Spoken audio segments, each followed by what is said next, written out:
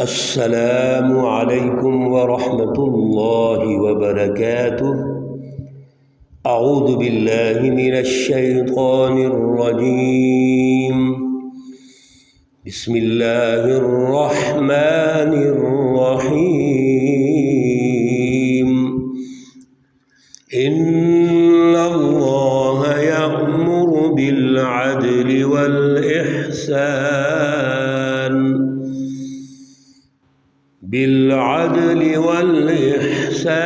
وإيتاء ذي القربى وينهى عن الفحشاء والمنكر والبغي يعظكم لعلكم تذكرون۔ صدق اللہ العلی العظیم۔ اللہم صلی علی سیدنا ومولانا محمد النبی الأمی وعلی آلہ واصحابہ وبارک وسلم وصلی علیہ۔ معزز بھائیوں اور بہنوں، آج جس آیت مقدسہ پر درس قرآن ہو رہا ہے وہ سورۃ النحل سے ہے، پارہ نمبر 14 ہے، آیت مقدسہ نمبر 90 ہے، اور یہاں سے سورہ مبارکہ کا رکوع نمبر 13 اور پارے کا رکوع نمبر 19 شروع ہو رہا ہے۔ اللہ رب العزت اس کا اعلیٰ شعور، اعلیٰ نظریہ ہمیں عطا فرمائے اور عمل کی توفیق اور صلاحیت عطا فرمائے۔ کل اسی آیت مقدسہ کے پہلے حصہ پر بات چیت ہوئی تھی اور اللہ رب العزت نے بہت اہم سماجی تشکیل کی رہنمائی ارشاد فرمائی تھی کہ اگر آپ کوئی سماج تشکیل دینا چاہتے ہیں تو اس کے بارے میں 3 آرڈر اللہ نے دیے، حکم عطا فرمائے تھے، ان پر ہم نے بات چیت کی تھی۔ آج ان 3 بنیادی باتوں سے روکا ہے جس سے سماج کو خطرہ ہو سکتا ہے۔ معاشرتی تشکیل میں جو نقصان دہ چیزیں ہیں ان سے روکا ہے۔ وہ 3 بنیادی باتیں ہیں جن کا اللہ نے آرڈر دیا، حکم ارشاد فرمایا، وہ عدل، احسان اور ایتاء ذی القربیٰ ہے، جس پر تفصیلاً کل ہم نے گزارشات کی تھی، اور یہ گزارش بطور خلاصہ ہمیں یاد رکھنی چاہیے، اللہ رب العزت کی رہنمائی یاد رکھنی چاہیے کہ کسی بھی معاشرے کی تشکیل میں یہ 3 بنیادی ستون ہیں، عدل ہے، احسان ہے اور ایتاء ذی القربیٰ ہے۔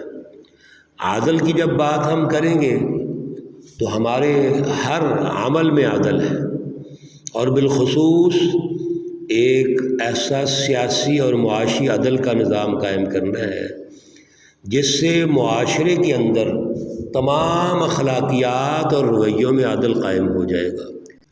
اور پھر سب سے اہم یونٹ جو رشتہ داری کا ہے، 2 افراد میاں بیوی سے شروع ہو کر ماں باپ، اولاد اور جتنے بھی آگے لنکس بنتے جائیں گے رشتہ داری کے، تو یہ سارا جو ایک اجتماعی فورم یا بلاک بنتا ہے، بالخصوص یہاں پر عدل اور احسان ضروری ہے، صلہ رحمی ضروری ہے، اور اس پر مستقل اللہ رب العزت نے ہمیں رہنمائی ارشاد فرمائی ہوئی ہے۔ ہم تو وقت کے مطابق اختصار کے ساتھ ہلکی گفتگو کرتے ہیں، اللہ تعالی ہمیں اس کو بھی سمجھنے کی اور عمل کی توفیق عطا فرمائے۔ آج جن 3 باتوں سے روکا گیا ہے جو معاشرے کے لیے خطرناک ہیں، کسی انسانی سماج کے لیے خطرناک ہیں، ان کو بات ہم انشاءاللہ یہاں اللہ کی رہنمائی کو سمجھیں گے۔ وہ 3 باتیں جو اللہ تعالیٰ نے ارشاد فرمائی ہیں، ینہا عن الفحشاء، وہ بے حیائی ہے، والمنکر، اور منکر یعنی نامعقول باتیں اور بغی سرکشی ہے۔ کل بھی عرض کیا گیا تھا یعظکم لعلکم تذکرون، آج بھی یاد دہانی کے لیے گزارش ہے کہ یہ جو گفتگو ہم کر رہے ہیں اس کے دو پہلو ہیں۔ ایک پہلو تو اس کی فلسفی ہے جو ہم سمجھ رہے ہیں، دوسرا پہلو اس کا عملی نظام ہے۔ لعلکم تذکرون سے مراد اس کی حکمت عملی ہے، عملی نظام ہے کہ آپ اس پر ایک ایسا نظام تشکیل دیں کہ ان تینوں جو اللہ کے آرڈر ہیں ان کی رٹ قائم ہو جائے، اور تینوں باتیں جو اللہ تعالیٰ نے منع فرمائی ہے یہ معاشرے سے نکل جائیں۔ ہمارا آج المیہ یہ ہے، ہم 6 جو چیزیں ہیں 6 کو اکٹھا چلاتے ہیں۔ اللہ کے حکم بھی ہم مانتے ہیں، سب اقرار کرتے ہیں، دعویٰ کرتے ہیں، یقیناً دعویٰ کرتے ہیں، لیکن جو باقی 3 چیزیں ہیں ان سے کمپرومائز کر کے چل رہے ہوتے ہیں۔ ایسا نہیں ہوگا۔ 3 جو اللہ کے آرڈر ہے، حکم ہے، ان کی رٹ ہے معاشرے کے اندر، اور رٹ میرے عزیزوں، بہنوں اور بھائیوں اس وقت ہوتی ہے جب پہلی چیزیں ختم ہو جائیں۔ اگر پہلا نظام موجود ہے یا اس سے ہم کمپرومائز کر رہے ہیں، جو نظام ہم لانا چاہتے ہیں اس کی رٹ نہیں قائم ہوگی۔ رٹ قائم کرنے کے لیے پہلا جو سسٹم ہے اس کو جڑ سے اکھیڑنا ہے۔ تو جو 3 باتیں اللہ نے منع فرمائی ہیں ان کو جڑ سے اکھیڑنا ہے ہم نے۔ آئیے ہلکا ہلکا سمجھتے ہیں۔ سب سے پہلی چیز فحشا۔ اصل میں یہ سمجھنا چاہیے کہ انسان میں 3 قوتیں ہیں جن کے بے موقع اور غلط استعمال سے معاشروں کے اندر خرابیاں پیدا ہوتی ہیں، برائیاں پیدا ہوتی ہیں۔ ایک قوت ہے جس کو قوت بہیمیہ کہتے ہیں، قوت بہیمیہ شہوانیہ۔ دوسری ہے جس کو قوت وہمیہ شیطانیہ کہتے ہیں۔ تیسری ہے جس کو قوت غضبیہ سبعیہ کہتے ہیں۔ اصل میں جو فحشا ہے اس سے مراد وہ بے حیائی کی باتیں ہیں جس سے بہیمیت سے تعلق ہے، جس میں غلط خواہشات پیدا ہوتی ہیں، حیوانی خواہشات اس میں آتی ہیں، وہ بڑھ جاتی ہیں، زیادہ ہوتی ہیں۔ یاد رکھیے یہ قوتیں ہر فرد میں موجود ہیں، ختم نہیں ہو سکتی ہے، لیکن اس میں بیلنس رکھنا ہوتا ہے۔ جو عدل کی بات ہم کر رہے تھے، عدل ہوتا ہے۔ جب یہ قوت بہیمیہ غالب آ جائے تو اس وقت فحشا یعنی بے حیائی پیدا ہوتی ہے۔ اسی طرح جو منکر لفظ ہے یہ معروف کی ضد ہے۔ معروف کام کون سے ہوتے ہیں؟ جو انسانی فطرت کے مطابق ہیں، دستور کے مطابق ہیں، وہ معروف ہوتے ہیں۔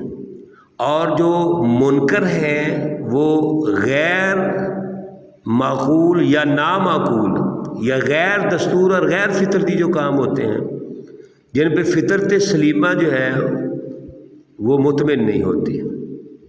اسی طرح عقل سلیم بھی مطمئن نہیں ہوتی، عقل سلیم اس کا انکار کرتی ہے۔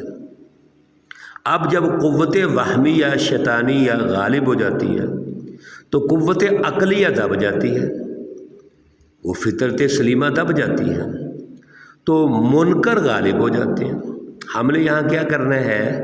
ہم نے معروف کام کرنے ہیں، یعنی جو فطرت سلیمہ کے مطابق ہے اور جو عقل سلیم کے مطابق ہے، اور قوت وہمیہ شیطانیہ کو مغلوب رکھنا ہے، تو پھر منکر مغلوب رہے گا، معروف غالب ہو جائے گا۔ تیسری چیز باغی ہے، اس کا معنی ہے سرکشی، یعنی حد سے نکل جانا، ظلم و تعدی پر کمر بستہ ہو کر درندوں کی طرح زندگی استعمال کرنا۔ جیسے ایک درندہ کھانے پینے میں وہ کھانا کھاتا پیتا نہیں، وہ چیزیں پھاڑتا ہے، وہ کوشش کرتا ہے دوسروں کو نقصان پہنچائے، ان کا ان کی جان اور مال اور ان چیزوں کا وہ خیال نہیں رکھتا۔ تو اس طریقے سے یہ قوت جو غضبیہ ہے یہ جب غالب آتی ہے تو وہ انسان دوسروں کے حقوق چھیننا شروع کر دیتا ہے۔ وہ انسان دوسروں کی جان اور مال کے درپے ہو جاتا ہے۔ وہ اپنی ذاتی اغراض کے لیے دوسروں کو غلام بناتا ہے، دوسروں کو محکوم بناتا ہے، ان کے وسائل پر قبضہ کر لیتا ہے۔ یہ سیاسی ظلم اور معاشی ظلم ہوتا ہے۔ تو یہ تین وہ بنیادیں ہیں، فحشاء، منکر اور باغی، جس کو ہم نے ہلکا ہلکا سمجھا ہے، یہ جب غالب آتی ہیں تو معاشرہ تباہ ہو جاتا ہے۔ اب ان تینوں کا ہم نے بیلنس کرنا ہے پہلی تین چیزوں کے ساتھ، عدل، احسان، ایتاء ذی القربہ۔ اس کی رٹ جب ہوگی، یہ تینوں چیزیں مغلوب ہوں گی، تو پھر جو پہلا یونٹ گھر کا ہے وہ ترقی کرے گا، رشتہ دار کا یونٹ ترقی کرے گا، پھر آگے محلے کا یونٹ ہے، پڑوسی ہے ان کا یونٹ ہے، پھر آگے شہری یونٹ ہے، قومی زندگی ہے، پھر بین الاقوامی زندگی ہے، وہ ترقی کرے گی۔ اور اگر دوسری تین چیزیں جن سے اللہ نے منع فرما دیا ہے، فحشاء، منکر اور بغی، جب یہ چیزیں غالب آ جائیں گی تو انسان کے اندر تو وہ ساری قوتیں جو اعتدال کی تھی وہ ختم ہو گئی، جو قوتیں فطرت کے مطابق تھیں وہ دب گئیں، ختم ہو گئیں، اب غیر فطرتی قوتیں غالب ہو گئیں۔ اب کیا نتیجہ نکلے گا؟ جو ظلم کا نظام ہے وہ غالب آ جائے گا۔ چنانچہ اس نظام ظلم کے نتیجے میں پہلا یونٹ جو میاں بیوی کا ہے، وہاں سے لے کر پھر رشتہ داری، پھر پڑوس، پھر اہل محلہ، اور پھر آگے شہری، قومی زندگی اور بین الاقوامی زندگی، یہ سارے یونٹس تباہ ہو جائیں گے، سارے فورم یہ ہلاک ہو جائیں گے۔ میرے عزیزوں اور بھائیوں اور بہنوں، آج یہی کچھ ہو رہا ہے۔ آج ہم جس سسٹم میں زندگی بسر کر رہے ہیں، پہلی تینوں چیزیں جن کی رٹ تھی، قائم کرنی تھی، وہ مغلوب ہے، اور دوسری جو تینوں چیزیں ہیں جن سے اللہ نے منع فرمایا ہے وہ غالب ہے۔ یہی وجہ ہے آج پہلے یونٹ سے لے کے بین الاقوامی زندگی تک ہمارا تمام زندگی کا نظام مفلوج ہو گیا۔ اب آپ جتنے مرضی درس سنیں، قرآن کا مطالعہ کریں، قرآن پاک کا ترجمہ پڑھیں، جب وہ تینوں چیزیں مغلوب ہی نہیں ہوں گی اور پہلی تینوں چیزوں کی رٹ ہی قائم نہیں ہوگی تو کس طرح معاشرے میں بہتری پیدا کر سکتے ہیں؟ اس لیے اللہ رب العزت کی رہنمائی کو سمجھنا چاہیے۔ اصل چیز رٹ ہوتی ہے، اور رٹ سسٹم سے ہوتی ہے، رٹ نظام کے قائم کرنے سے ہوتی ہے۔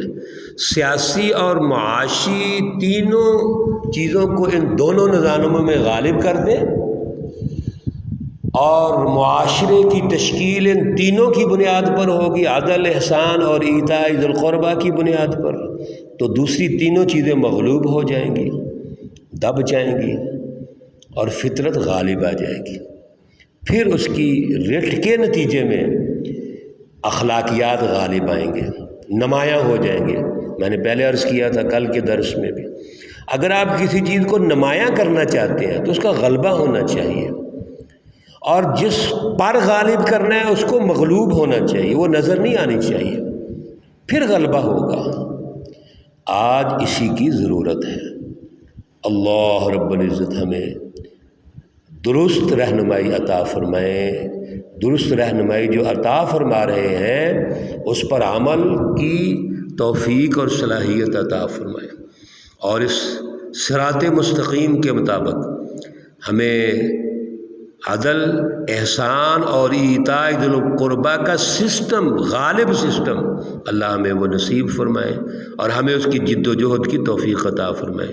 اللہ رب العزت تمام مرحومین و مرحومات کو جنت الفردوس میں اعلیٰ مقام عطا فرمائے۔ اللہ رب العزت تمام بیماروں کو شفائے کاملہ عاجلہ مستمرہ عطا فرمائے۔ اللہ رب العزت سیلاب زدگان اور بارشوں اور طوفانوں سے جو لوگ پریشان ہیں ان کی پریشانیوں کا بھی حل فرمائے، اور ہمارا جو حکمرانی نظام ہے، جو ایک سسٹم ہے حکومت کا اور جس کی وجہ سے کوئی مینجمنٹ نہیں ہے اور ساری پریشانی ہے، یہاں بھی اللہ تعالیٰ کو اچھی تبدیلی کی توفیق عطا فرمائے۔ نظام عدل کے غلبے کے لیے اللہ تعالیٰ جد و جہد کی توفیق عطا فرمائے۔ ربنا تقبل منا انك انت السميع العليم وتب علينا انك انت التواب الرحيم، وصلى الله تعالى على النبي الامي محمد وعلى اله واصحابه اجمعين برحمتك يا ارحم الراحمين۔ السلام عليكم ورحمة الله وبركاته۔